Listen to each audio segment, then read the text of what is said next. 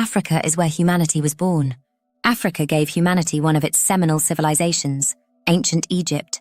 What could be better for the world than an amazing Pan-African civilization for the 21st century and beyond? But Africa cannot reach such a civilization until it throws off the Middle Eastern pseudomorphism of Christianity and Islam. Imperialist, colonialist religions imposed on Africa by force. Africa needs to return to its native religions and spiritual systems and upgrade them for the modern age.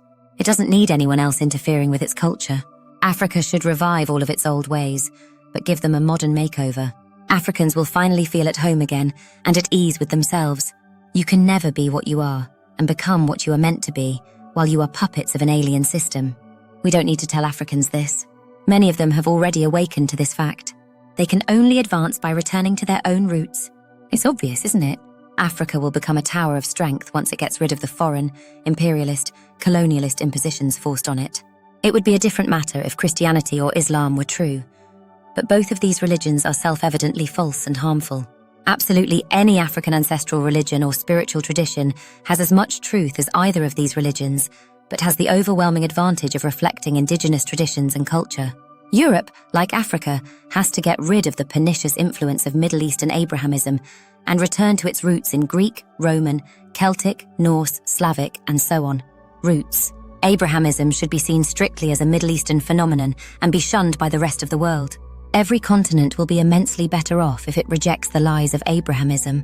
This obscenity must be called out and overthrown. Africa has the guts, intelligence, and boldness to be the first continent to move decisively beyond Abrahamism and set humanity on a whole new path. Abrahamism, let's face it, has been a catastrophe for Africa and removed Africans from their own roots. This cannot be allowed to stand. Africa can flourish only if it sheds Abrahamism and expresses its own cultural heritage. 1 + 1 = 2.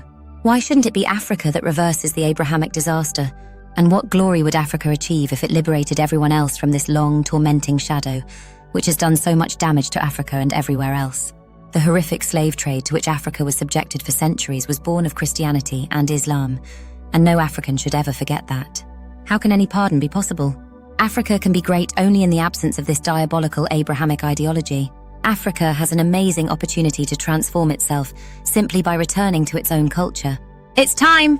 It's insane for a people to be alienated from its own roots. That can never work. Africa has been betrayed.